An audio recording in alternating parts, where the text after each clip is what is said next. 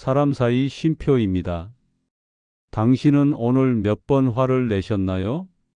혹시 이런 경험 있으신가요? 은행에 갔는데 번호표를 잘못 뽑아서 직원에게 화를 냈습니다. 버스에서 젊은이가 자리를 안 양보해서 혼을 냈습니다. 마트에서 계산이 늦다고 점원에게 소리를 질렀습니다. 집에 돌아와서는 밥이 마음에 안 든다고 배우자에게 짜증을 냈습니다. 자식이 전화를 안 한다고 화가 났습니다. 하루에 몇 번이나 화를 내셨나요? 어쩌면 화내는 횟수를 세는 것조차 포기하셨을지도 모릅니다. 그런 감정 너무나 당연합니다. 나이가 들면 정말 화가 많이 납니다.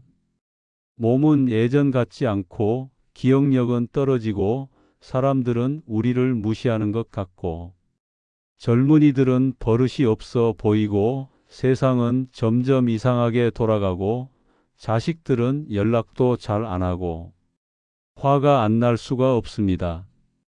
게다가 우리 세대는 평생 참고 살아왔습니다. 배고파도 참고 억울해도 참고 화나도 참고 이제 나이 들었으니 내가 왜 참아야 해? 라는 생각이 드는 것도 당연합니다. 그런데 놀라운 사실이 있습니다. 똑같이 70대인데 어떤 노인은 항상 화가 나 있고 어떤 노인은 항상 평화롭습니다. 똑같이 자식이 전화를 안 하는데 어떤 노인은 분노하고 어떤 노인은 담담합니다. 똑같이 몸이 아픈데 어떤 노인은 온 세상을 원망하고 어떤 노인은 감사하며 삽니다. 차이가 뭘까요? 더 놀라운 것은 화를 많이 내는 노인과 평화로운 노인의 건강 상태가 완전히 다르다는 것입니다. 제가 복지관에서 본 두 할아버지 이야기입니다. 김봉남 할아버지 72세, 매일 화를 냅니다. 은행 직원에게, 버스 기사에게, 자식에게. 요즘 세상은 왜 이래? 가 입버릇입니다. 혈압약을 5년째 먹습니다. 불면증으로 수면제를 먹습니다. 친구가 하나둘 떠나갑니다. 자식들이 전화를 피합니다. 이경호 할아버지 74세. 거의 화를 내지 않습니다. 불편한 일이 있어도 웃으며 넘깁니다. 괜찮아, 뭐가 입버릇입니다. 약을 거의 먹지 않습니다. 밤에 푹 잡니다. 친구들이 많습니다. 자식들이 자주 찾아옵니다. 같은 나이, 비슷한 환경인데 무엇이 이 둘을 갈라 놓았을까요? 바로 화를 다스리는 능력입니다. 정약용 선생은 유배지에서 18년을 보냈습니다. 억울한 누명을 쓰고 가족과 떨어져 추운 겨울을 떨며 지냈습니다. 화가 날 만한 상황이었습니다. 세상을 원망할 만했습니다. 하지만 선생은 단 한 번도 화를 내지 않았습니다. 대신 이렇게 말했습니다. 노여움은 이치를 어지럽히고 분함은 몸을 상하게 한다. 화는 남을 해치는 것이 아니라 자신을 해치는 독약이다. 오늘 저는 정약용 선생의 지혜를 빌려 60세 이후 어떻게 화를 다스리고 평화로운 노년을 사는지 그 비밀을 알려드리겠습니다. 나는 평생 이렇게 살았어. 이제 와서 바꾸기 힘들어. 아닙니다. 절대 아닙니다. 70세에도 80세에도 화를 다스릴 수 있습니다. 저는 75세에 화내는 습관을 고친 할머니를 직접 봤습니다. 80세에 평화로운 사람으로 변한 할아버지도 봤습니다. 당신도 할 수 있습니다. 이 시간이 여러분의 남은 인생을, 건강을, 관계를 바꾸는 시간이 될 것입니다. 그럼 시작해 볼까요? 첫 번째 방법, 화의 진짜 정체를 알아라. 화는 누구를 해치는가? 제가 직접 목격한 장면입니다. 한 할아버지가 은행에서 화를 내고 계셨습니다. 내가 30분이나 기다렸는데 왜 안 불러줘? 번호표를 잘못 뽑으셨습니다. 뭐? 그럼 처음부터 다시 뽑으라고? 나를 바보로 아나? 목소리는 점점 커졌습니다. 얼굴은 새빨개졌습니다. 손이 떨렸습니다. 주변 사람들이 쳐다봤습니다. 은행 직원은 당황했습니다. 결국 지점장이 나와서 어르신, 제가 먼저 처리해 드리겠습니다 라고 했습니다. 할아버지는 승리한 듯 계좌를 만들고 나갔습니다. 그런데 10분 후 그 할아버지가 다시 은행에 들어왔습니다. 이번에는 휠체어를 타고 들어왔습니다. 응급구조대원이 함께 있었습니다. 은행에서 화를 내고 나가시다가 쓰러지셨습니다. 혈압이 200이 넘습니다. 여러분, 이 할아버지는 누구와 싸운 것일까요? 은행 직원과 싸운 것일까요? 아닙니다. 자기 자신과 싸운 것입니다. 은행 직원은 멀쩡합니다. 지점장도 멀쩡합니다. 하지만 할아버지는 응급실에 실려갔습니다. 정약용 선생은 이렇게 말했습니다. 화를 낸다는 것은 남이 준 독약을 내가 마시는 것과 같다. 무슨 뜻일까요? 상대방이 잘못했습니다. 상대방이 화나게 했습니다. 하지만 그 화를 받아들여서 분노하는 것은 나 자신입니다. 상대방은 멀쩡한데 나만 아픕니다. 공자도 말했습니다. 분노는 어리석음으로 시작해서 후회로 끝난다. 의사들은 이렇게 말합니다. 화를 내면 우리 몸에서 이런 일이 벌어집니다. 즉각적 반응으로는 혈압이 급상승합니다. 뇌출중 위험. 심장이 빨리 뛰니다. 심근경색 위험. 호흡이 가빠집니다. 산소 부족. 손발이 떨립니다. 신경계 흥분. 장기적 영향으로는 고혈압이 생깁니다. 심장병이 생깁니다. 위장병이 생깁니다. 불면증이 생깁니다. 우울증이 생깁니다. 치매 위험이 높아집니다. 60세 이후에는 특히 위험합니다. 혈관이 약해져 있기 때문에 조금만 화를 내도 터질 수 있습니다. 화로 병든 할아버지. 부산에 사는 김우식 할아버지 이야기입니다. 할아버지는 화가 많았습니다. 아침에 일어나면 신문 보고 화를 냅니다. 요즘 정치가 왜 이래? 길을 걷다가 젊은이들 보고 화를 냅니다. 버릇이 없어. 자식이 전화하면 화를 냅니다. 왜 이제야 전화해? 자식이 전화 안 하면 더 화를 냅니다. 왜 전화를 안 해? 하루에도 몇십 번씩 화를 냈습니다. 5년이 지났습니다. 할아버지는 고혈압, 당뇨, 협심증, 불면증, 온갖 병을 앓게 되었습니다. 약을 10가지나 먹습니다. 어느 날 의사가 말했습니다. 환자분, 약으로는 한계가 있습니다. 화를 줄이셔야 합니다. 화를 왜 줄여요? 화날 일이 많은데? 그러시다가 큰일 나십니다. 제 말 꼭 기억하세요. 할아버지는 무시했습니다. 그로부터 6개월 후 할아버지는 뇌출혈로 쓰러졌습니다. 다행히 목숨은 건졌지만 왼쪽 팔다리를 못 쓰게 되었습니다. 병원 침대에 누워서 할아버지는 후회했습니다. 내가 왜 그렇게 화를 냈을까? 이제 와서 후회해도 소용없는데. 여러분, 젊었을 때는 화를 내도 괜찮았습니다. 몸이 건강했으니까요. 회복력이 좋았으니까요. 하지만 60세가 넘으면 다릅니다. 화는 우리가 누릴 수 있는 사치가 아닙니다.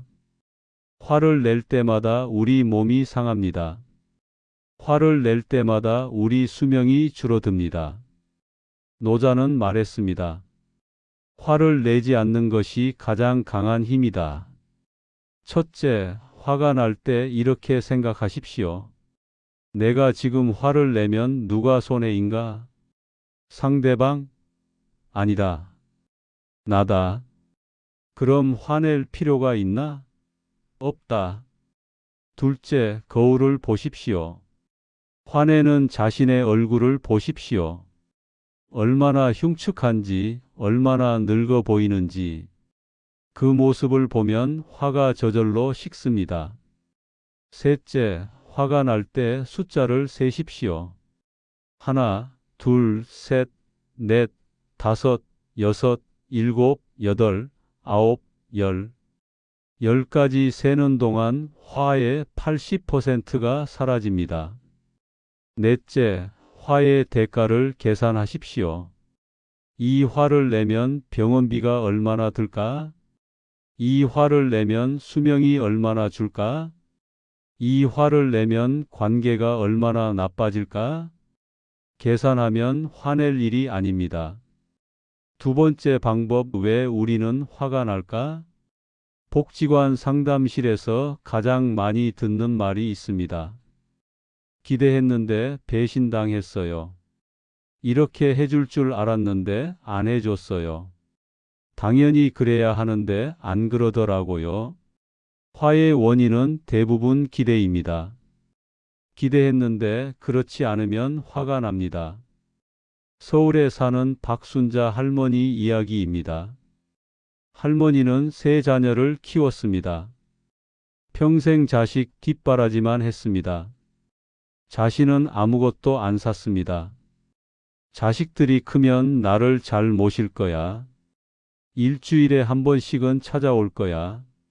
명절에는 당연히 우리 집에 올 거야. 이렇게 기대했습니다. 하지만 현실은 달랐습니다. 큰아들 한 달에 한 번 전화합니다. 엄마, 바빠서 못 가요. 둘째 딸 명절에만 옵니다. 그것도 시댁 먼저 가고 잠깐 들립니다. 셋째 아들 1년에 두어 번 봅니다. 엄마, 미안해요. 할머니는 화가 났습니다.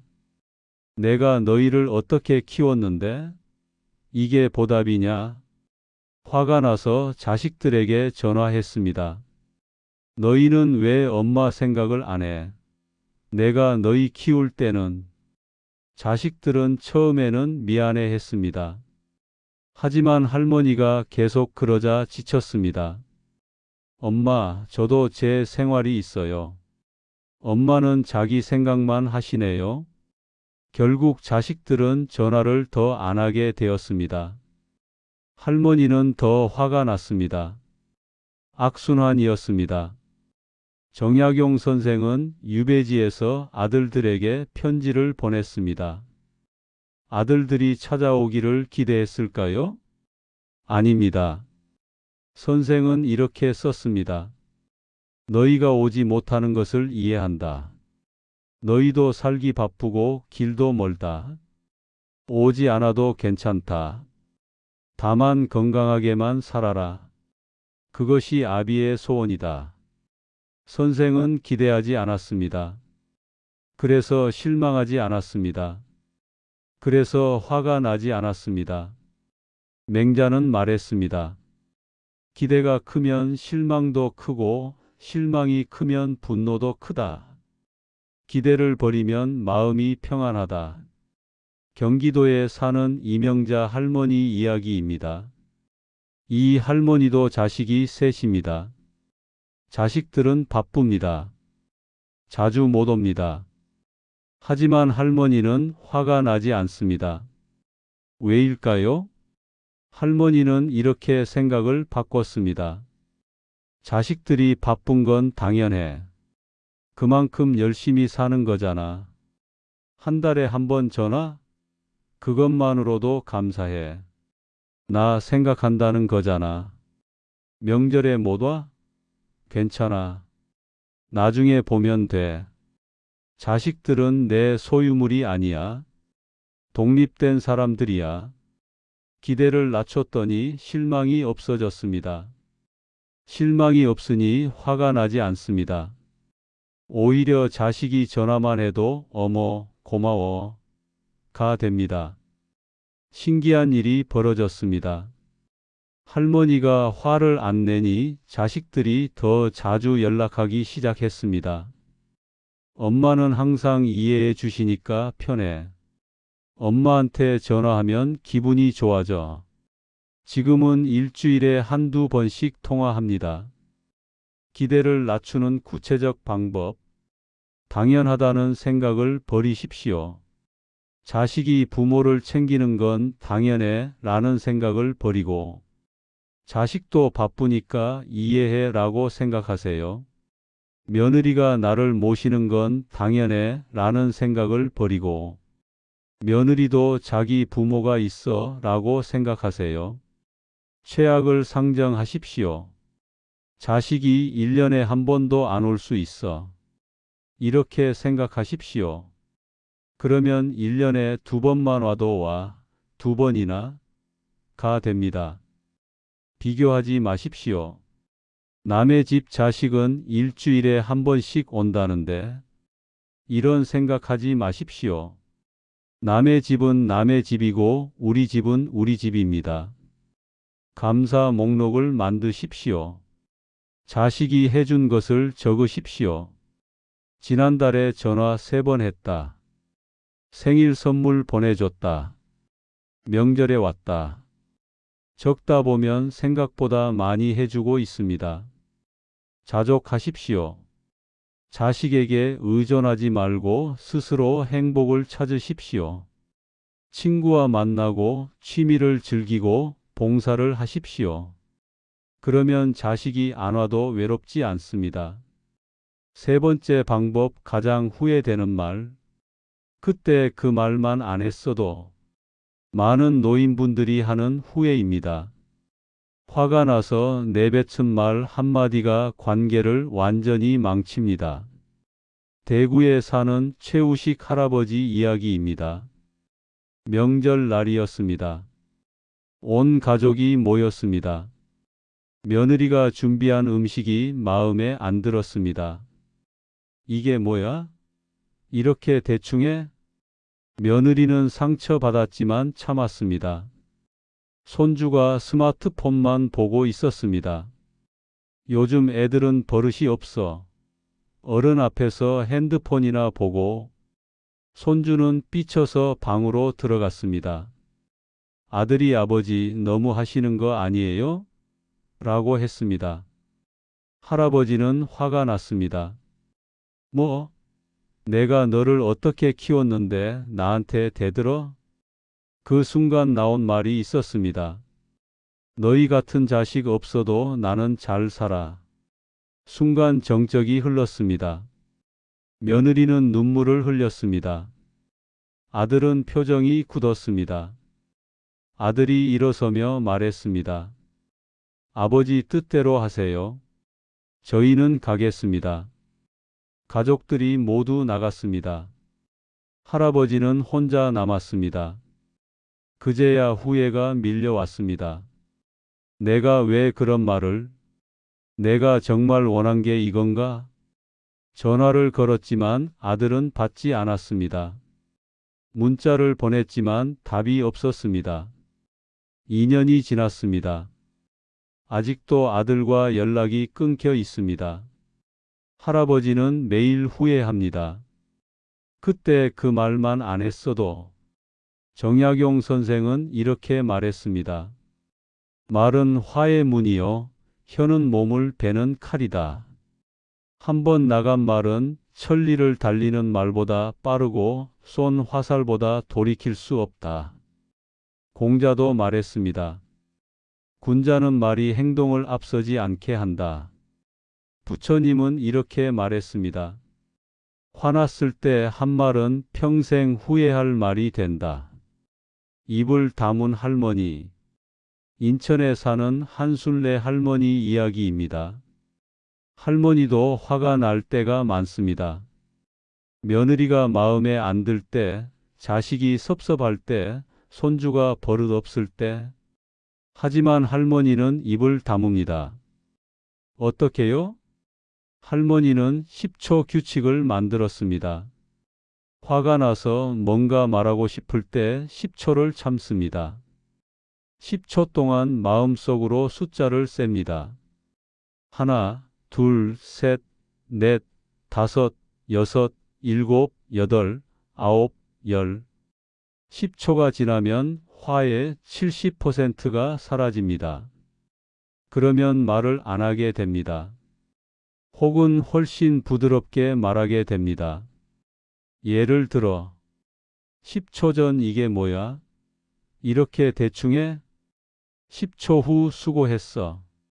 다음엔 이렇게 하면 어떨까? 10초 전 요즘 애들은 버릇이 없어. 10초 후 할머니랑 얘기 좀 하자. 핸드폰은 잠깐 놔둬. 같은 내용이지만 전혀 다른 느낌입니다. 5년이 지났습니다. 할머니 집은 항상 자식들로 북적입니다. 우리 엄마는 항상 이해해 주셔. 엄마한테 가면 편해.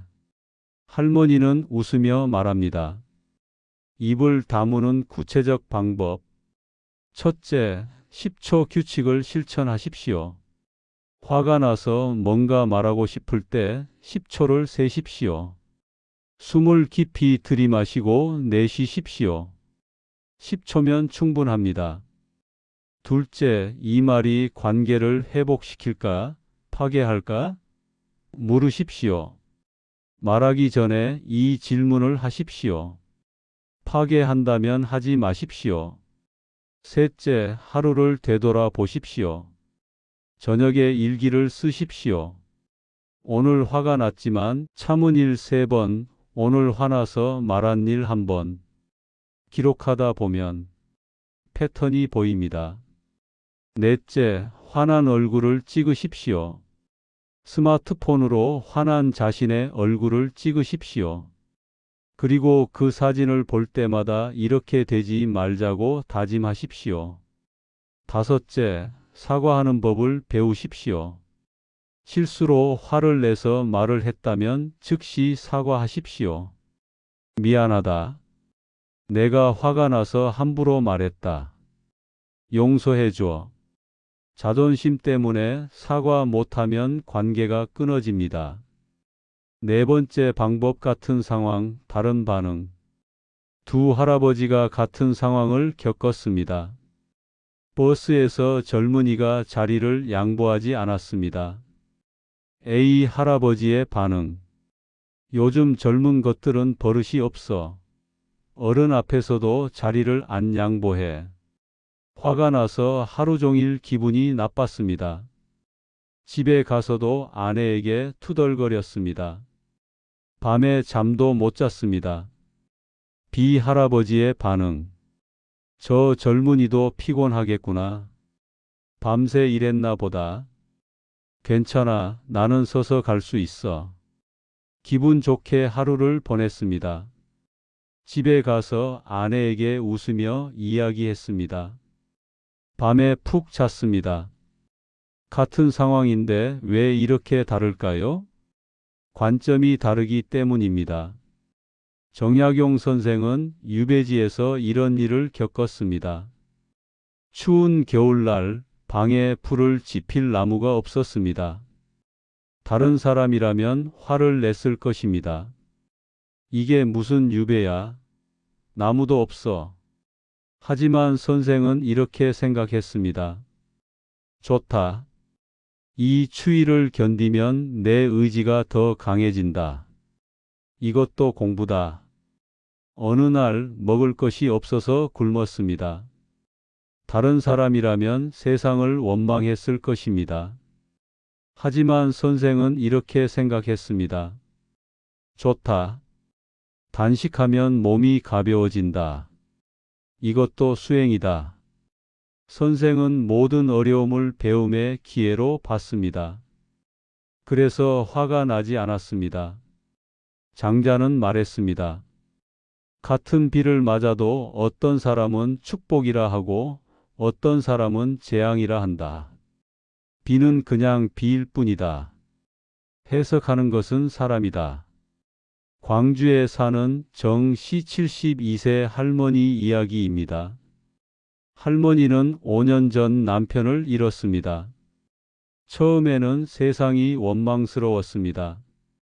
왜 하필 우리 남편을, 나를 혼자 두고? 화가 났습니다. 우울했습니다. 그런데 어느 날 복지관에서 상담 선생님이 물었습니다. 할머니, 남편분과 몇 년을 함께 사셨어요? 50년요.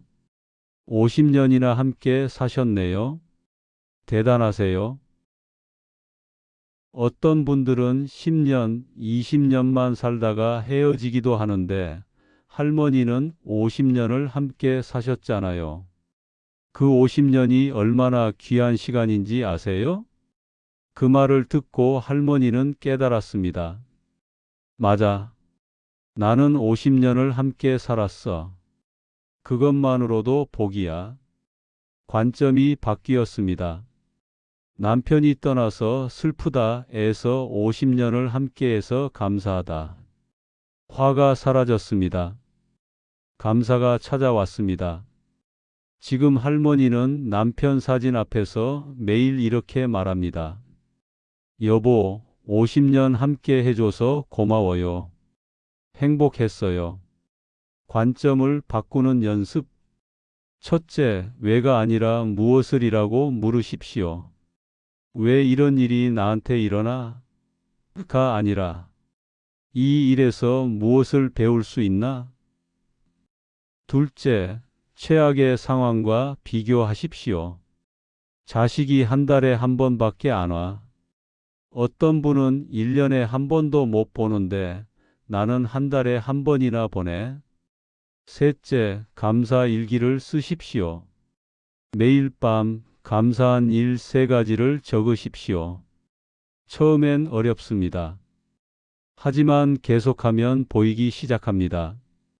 넷째, 이것도 지나간다고 생각하십시오. 화나는 일이 생기면 이것도 지나간다고 말하십시오. 1년 후면 이 일을 기억이나 하겠습니까? 다섯째, 다른 사람의 입장에서 생각하십시오. 저 사람은 왜 저럴까? 생각하십시오. 이유가 있을 것입니다. 그 이유를 생각하면 화가 줄어듭니다. 다섯 번째 방법, 화와 몸의 관계. 의학적으로 증명된 사실이 있습니다. 운동하면 화가 줄어듭니다. 왜일까요? 운동하면 우리 몸에서 엔돌핀이라는 물질이 나옵니다. 엔돌핀은 행복 호르몬입니다. 엔돌핀이 나오면 기분이 좋아집니다. 기분이 좋으면 화가 나지 않습니다. 울산에 사는 강복래 할아버지 74세 이야기입니다. 할아버지는 화가 많았습니다. 아침에 일어나면 짜증이 납니다. 하루 종일 화가 나 있습니다. 저녁에 잠들 때도 불편합니다. 고혈압, 불면증, 우울증, 온갖 병이 생겼습니다. 어느 날 의사가 권했습니다. 할아버지, 하루 30분만 걸으세요. 약보다 효과가 좋을 겁니다. 할아버지는 반신반의했습니다. 걷는 게 무슨 도움이 되겠어? 하지만 다른 방법이 없어서 시작했습니다. 처음에는 10분도 힘들었습니다. 하지만 포기하지 않고 매일 걸었습니다. 일주일이 지났습니다. 조금 숨쉬기가 편해졌습니다. 1개월이 지났습니다. 밤에 잠이 잘 왔습니다. 3개월이 지났습니다. 화가 덜 났습니다. 6개월이 지났습니다. 사람들이 말했습니다. 할아버지, 요즘 표정이 밝아지셨어요. 전보다 화를 안 내시네요. 할아버지는 놀랐습니다. 정말 걷기만 했는데 이렇게 변하다니. 지금 할아버지는 매일 아침 6시에 일어나 1시간씩 걷습니다. 혈압약을 끊었습니다. 수면제도 끊었습니다. 무엇보다 화를 거의 안 냅니다. 걷고 나면 기분이 좋아요. 화날 일이 없어요. 정약용 선생도 유배지에서 매일 운동했습니다. 새벽에 일어나 산책을 했습니다. 몸을 움직이는 운동도 했습니다. 선생은 이렇게 말했습니다. 몸이 건강하면 마음도 건강하다. 몸을 움직이면 탁한 기운이 빠져나가고 맑은 기운이 들어온다. 화를 줄이는 운동법. 첫째, 매일 30분 이상 걸으십시오. 아침이든 저녁이든 좋습니다. 그냥 밖에 나가서 걸으십시오. 빠르게 걸을 필요 없습니다. 편하게 걸으십시오. 둘째, 스트레칭을 하십시오. 아침에 일어나서 5분간 스트레칭 하십시오. 팔을 쭉 펴고 다리를 쭉 펴고 허리를 돌리십시오. 몸이 풀리면 마음도 풀립니다. 셋째, 심호흡을 하십시오. 화가 날 때 즉시 심호흡하십시오. 코로 깊이 들이마시고 입으로 천천히 내쉬십시오. 5번만 해도 화가 가라앉습니다. 넷째, 취미 활동을 하십시오. 등산, 수영, 태극권, 요가. 무엇이든 좋습니다. 몸을 움직이는 취미를 가지십시오. 다섯째, 춤을 추십시오. 복지관에서 춤을 배우십시오. 음악에 맞춰 몸을 움직이면 기분이 좋아집니다. 여섯 번째 방법, 용서하라. 많은 노인분들이 오래된 원한을 품고 살아갑니다. 20년 전에 저 사람이 나한테 그랬어. 30년 전에 형제가 나를 배신했어. 40년 전에 친구가 나를 속였어. 그 원한을 품고 살면서 화가 납니다. 매일, 매 순간 화가 납니다. 제주도에 사는 고한식 할아버지 76세 이야기입니다. 할아버지는 30년간 동생을 원망하며 살았습니다. 30년 전 부모님이 돌아가시면서 유산 문제로 다퉜습니다. 동생이 더 많이 가져갔습니다. 할아버지는 억울했습니다.